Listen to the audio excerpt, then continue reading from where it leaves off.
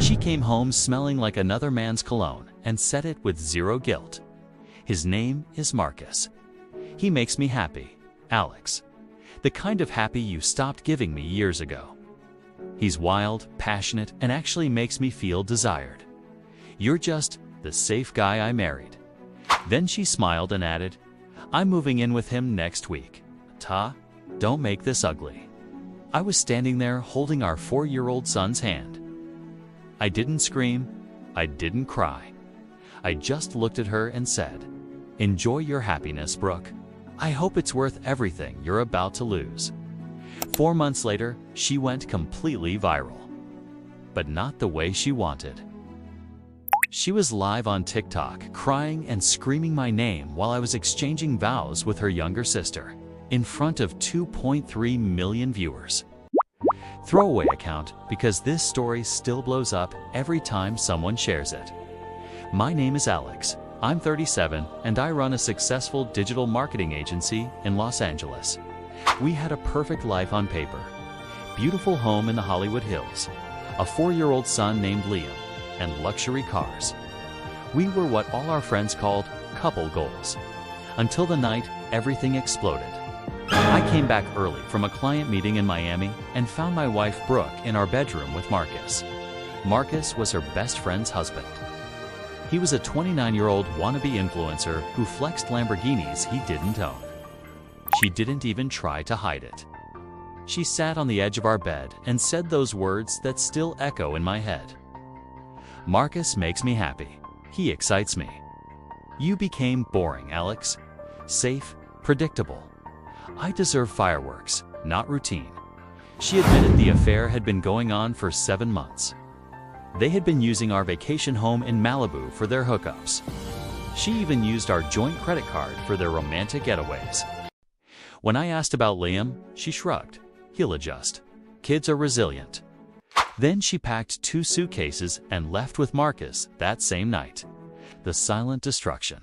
Most men would have broken down. I chose war. Day 1, hired the most cutthroat divorce lawyer in California.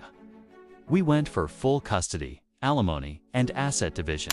Day 15, I started my revenge globe. 5 a.m. gym sessions at Equinox, Beverly Hills. Meal prep. New wardrobe. Within 60 days, I dropped 28 pounds and looked better than I did in my 20s. At work, I landed 2 massive contracts, one with a major streaming platform in LA. My income doubled, and the biggest move. I got close to Brooke's younger sister, Sophia. She was a successful event planner who had always seen how Brooke treated me like an ATM with benefits. What started as checking on Liam turned into real feelings. Sophia was disgusted by her sister's actions. Month 4, the live stream nightmare. Brooke and Marcus's perfect relationship crashed hard. Marcus drained her savings, maxed out her cards, and cheated on her with multiple girls. When she confronted him, he kicked her out and posted screenshots calling her used goods. Desperate and broke, Brooke started going live on TikTok almost every night, crying and blaming everyone except herself.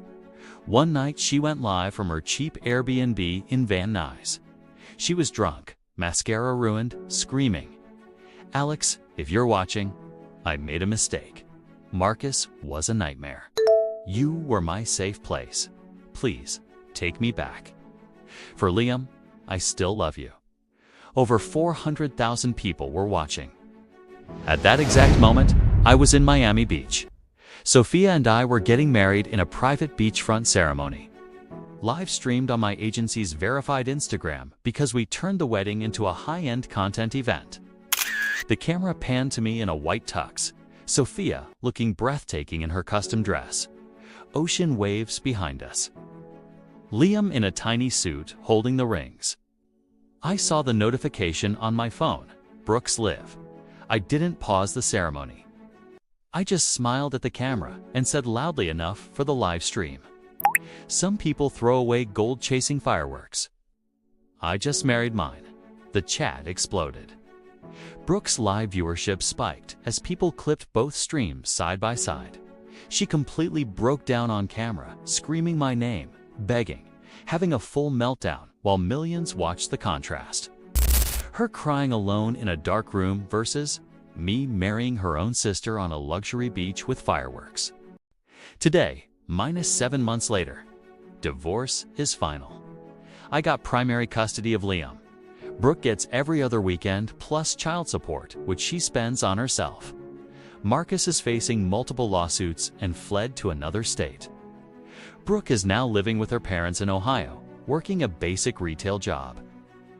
And she's still posting healing journey content that gets roasted in the comments. Sophia and I are happier than ever.